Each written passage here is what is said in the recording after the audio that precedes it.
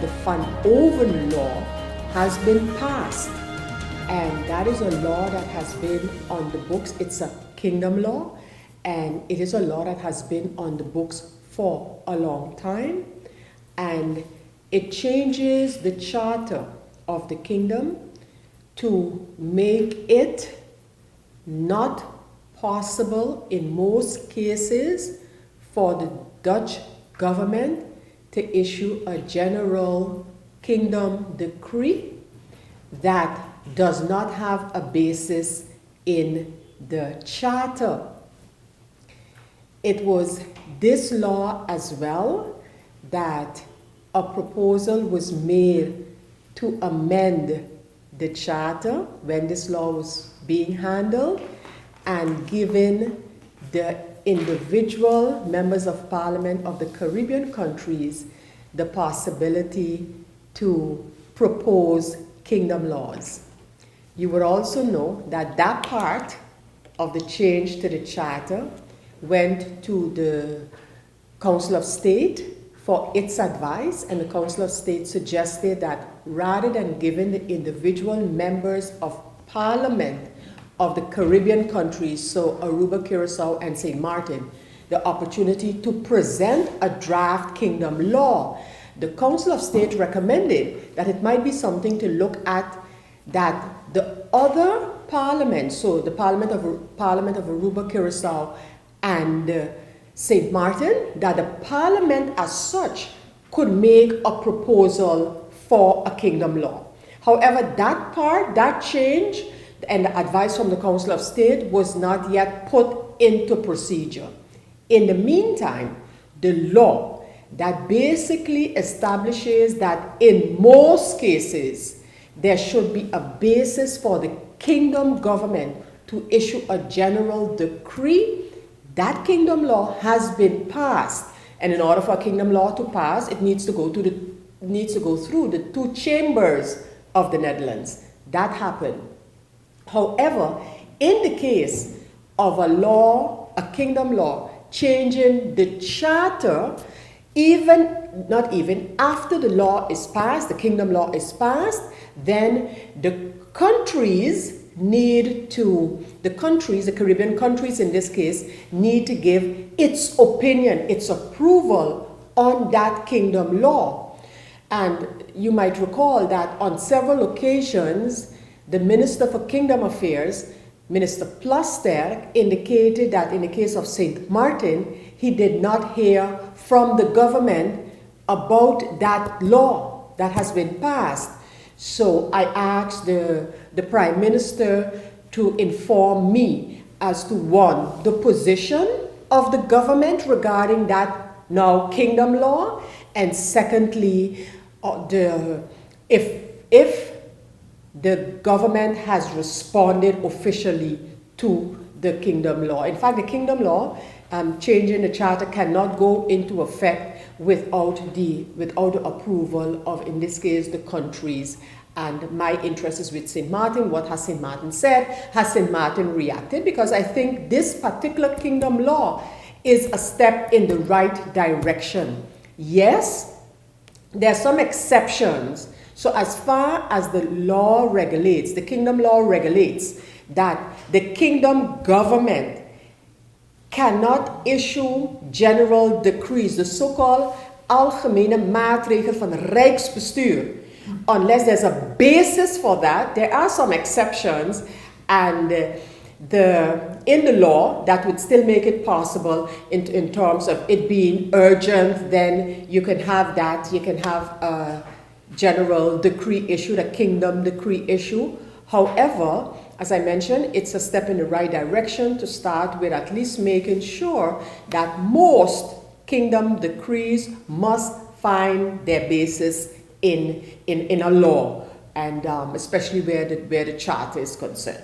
So that law has been passed, and the Caribbean countries need to give their reaction to the law so that then the law can go into effect.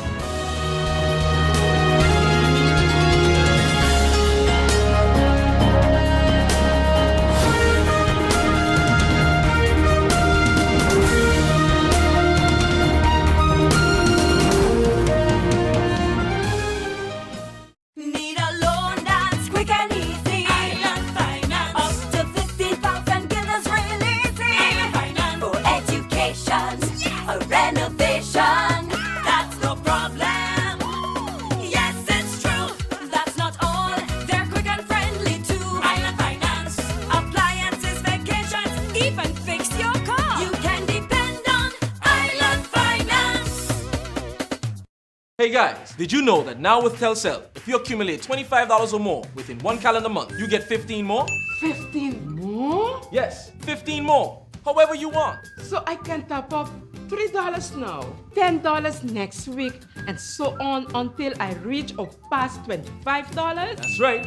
Get 15 more. Wow! I feel like a 15 again. Yeah. Right. Accumulate $25 or more within one calendar month and get 15 more. Telcel, when you want more.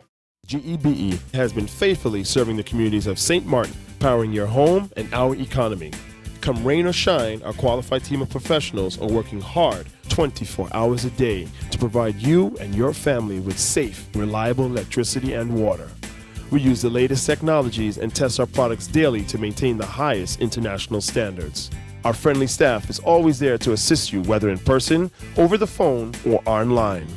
We are committed to constantly improving our products and services, making them more efficient, effective, and environmentally friendly to serve you better today and our next generation of clients tomorrow.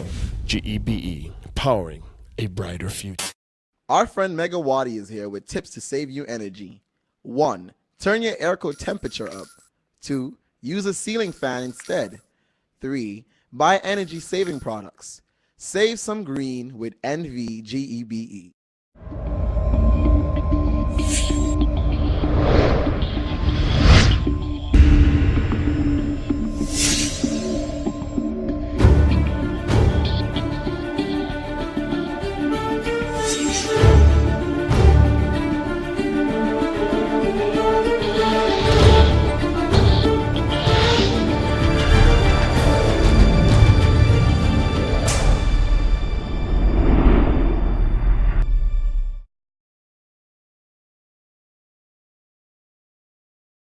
My name is Shardina Blamont Frederick.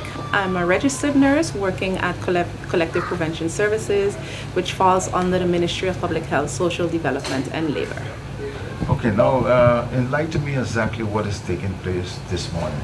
Now, in April of the 29th, from the 22nd to the 29th of April, they're Vaccination Week of the Americas, meaning that we celebrate that we give vaccines throughout the region.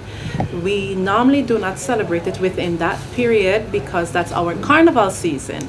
And everyone, of course, is focal on that season. So we choose always to celebrate after Carnival, which is one of the events, or today. We're holding an open house, and we will be giving parents information sessions, also vaccinating, and so on and so on. We will have 2 events. The first one is today, and the next one will be the 10th of June, same place, Vineyard Building, at 9 o'clock. How is it going so far? Are people coming to do Yes, I must say it's pretty busy. Normally we start at 9 o'clock, but the first client walked in at 8:15. So lucky thing we was ready, and then we just start working from then. Okay, and then the information, once you take the injection, what happens to the information now? The information, well, here at the Vineyard Building and also at the Baby Wellness Clinic, we have a registry system. So everything is being documented, and Monday, Tuesday, and maybe Wednesday, according to how much clients we see, we'll be busy, 2 colleagues putting in the data. So everything that was done today, put it within the registry, and like that we can also see how much vaccines and what type of vaccines we give, and how much clients actually visit our event. Now run me through what's the reason for children to take the vaccination. Now, it's very important. We have some diseases out there that are life-threatening. It also can kill you. So it's very important for children, but also adults, to receive their vaccines. Right now in Europe and in the US, we have some outbreaks with certain diseases. And of course, we do not want it to happen here. St. Martin is a tourism place where we receive tourists from boat, from plane. So we want our population, our children, to be safe. That is why we promote receiving the vaccines, because it can be from a cough, it can be from a sneeze, that from someone who did not receive the vaccine, it can be transmitted to someone else. So if the population is safe, then the chances are very slim that something would happen to one of our kids here.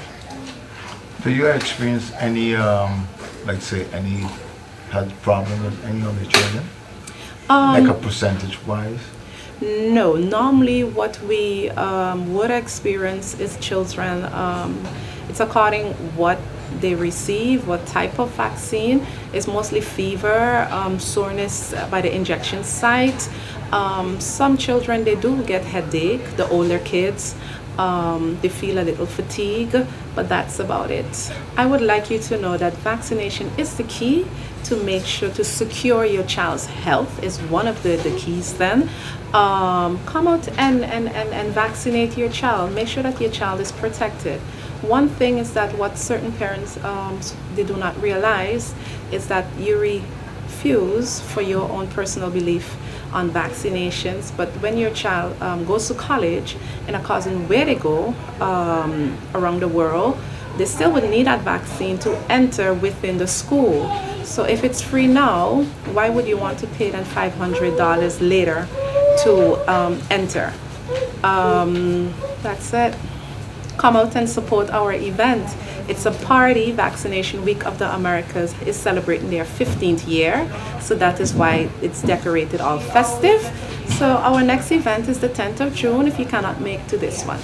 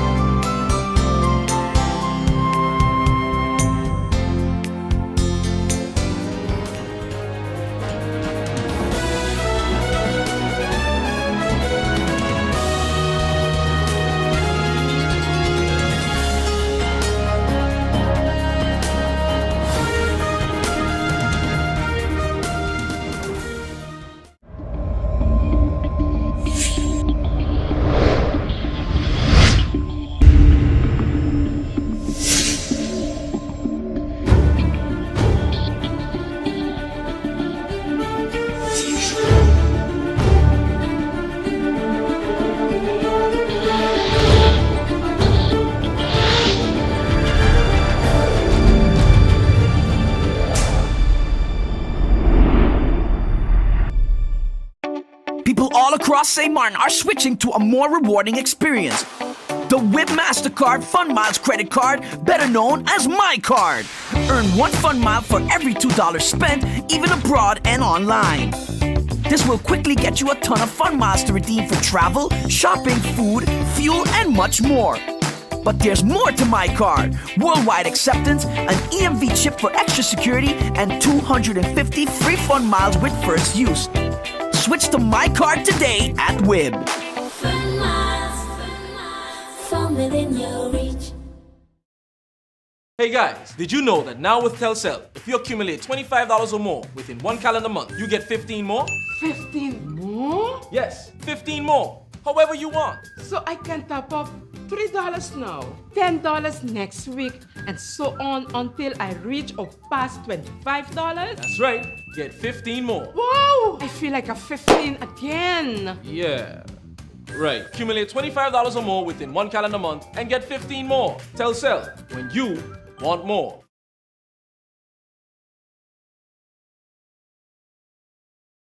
We want to thank all of you for coming out tonight.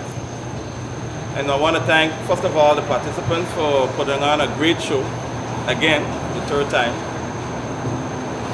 And of course, I want to thank all our sponsors that stuck with us through thick and thin. When our backs were against the wall. And of course, we got to thank our montage for allowing us to take the helm this time as Craze ends.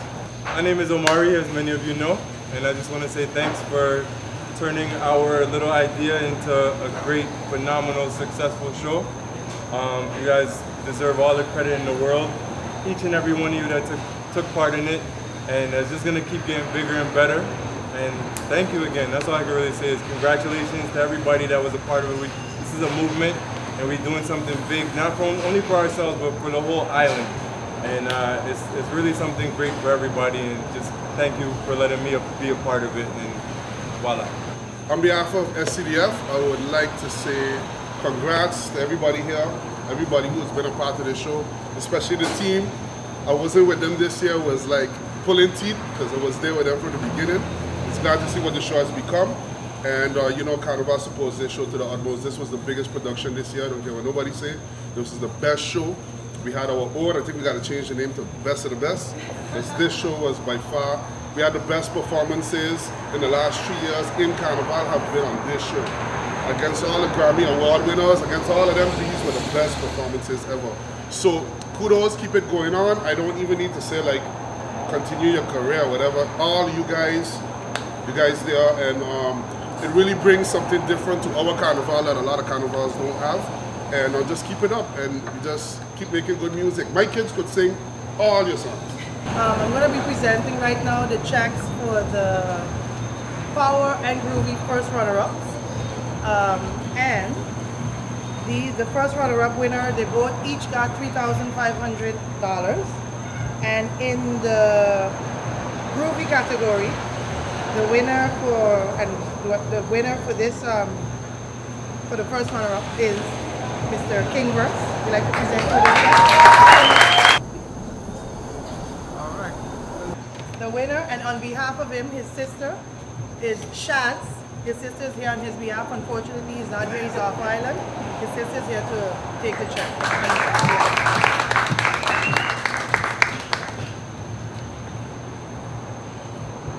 Of the Groovy category, Mr. Kenyo Bailey.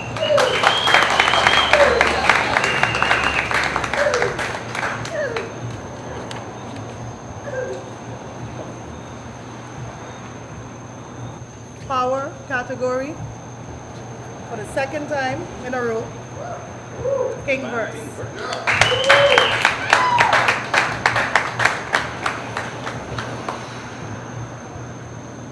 I want to thank Risha, Sabomba team, Amari, everyone a part of this amazing production and this show.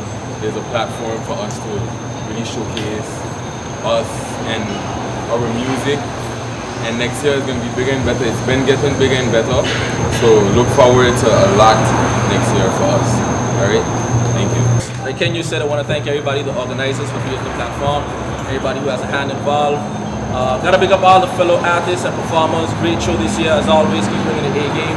Thank the Samaritan people, the locals that came out and supporting us out there playing the music, whether it be it in the clubs, in the cars, and all over the place, supporting our music so we can take it to higher heights. And big ups to everybody, man, who got a hand involved. And thank you guys once again. It's a pleasure being the first two-time king. And I look forward to adding more crowns to the realm, you know what I mean? Thank you.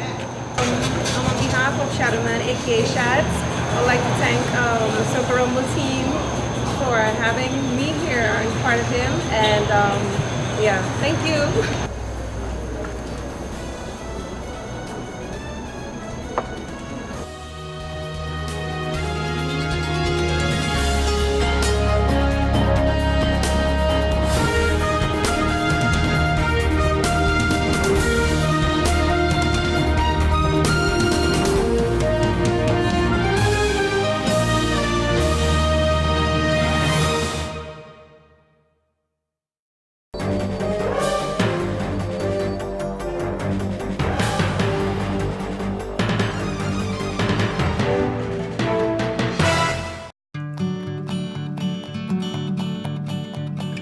It's been said that behind every door, possibility awaits.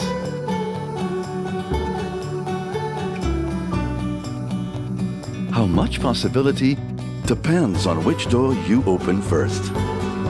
Every day, we help our customers discover the possibilities in their lives. It all starts with a conversation. Scotiabank. Discover what's possible. In my opinion, everything is perfect and you would be great for the job. But I see here that there's a 2-year gap in your resume. What did you do? I was hospitalized for mental illness. Oh, mental illness? I've undergone treatment and I have a wonderful family that supports me.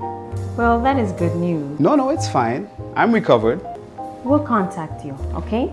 For a better understanding of mental health and what you can do to stop mental health stigma, please go to the Mental Health Foundation's website at www.mhf-sxm.com.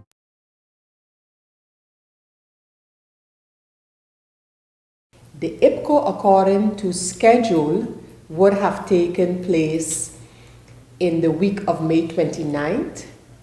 The country where it would take place this time around is the Netherlands.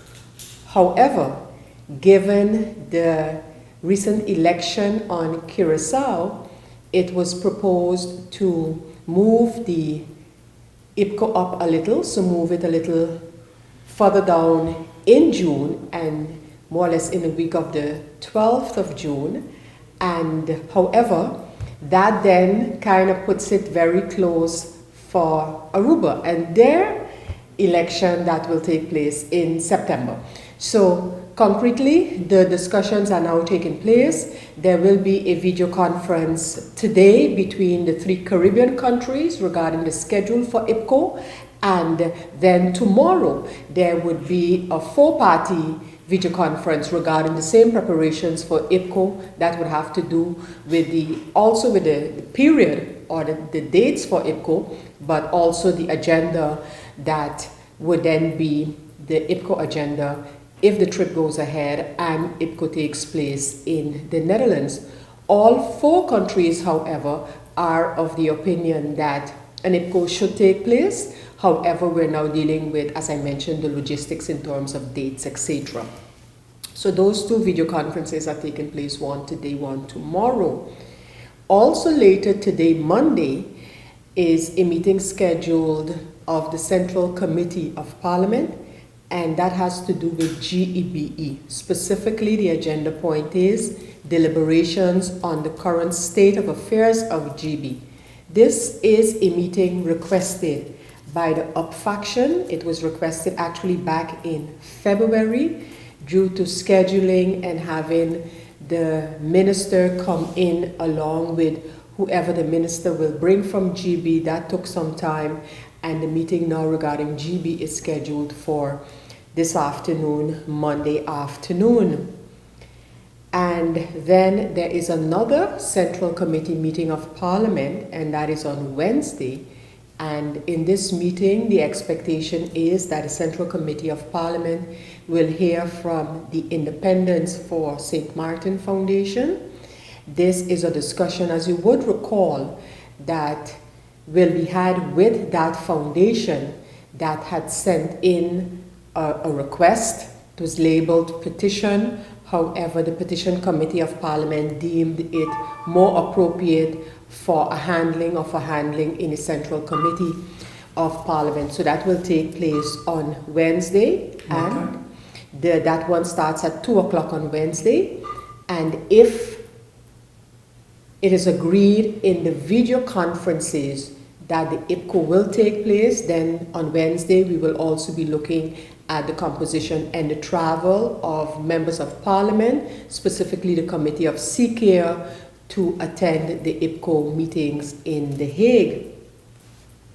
There will be a committee meeting on Thursday, specifically the Committee of the New Government Building. That will be a closed door meeting of that committee to continue the discussions about location requirements and legal conditions for the construction of a new Parliament building. And on Thursday, this coming Thursday, there is another Central Committee meeting at 2 p.m. By the way, the Committee of the New Parliament Building will be meeting at 10 a.m. on Thursday. However, as I mentioned, it's a closed-door meeting. And coming back to the one on Thursday afternoon, the Central Committee meeting, we will be handling draft law from government that you might have heard referred to on several occasions in the past, and That draft law changes several laws that have to do with financial supervision. The whole bundle of these changes are often referred to as the harmonization laws, and it is to bring the different laws that regulate financial institutions. You have the matter of several of our ordinances now regulate financial supervision of different financial areas, financial industries. And we have a draft that will now change these different ordinances to kind of coordinate the financial supervision.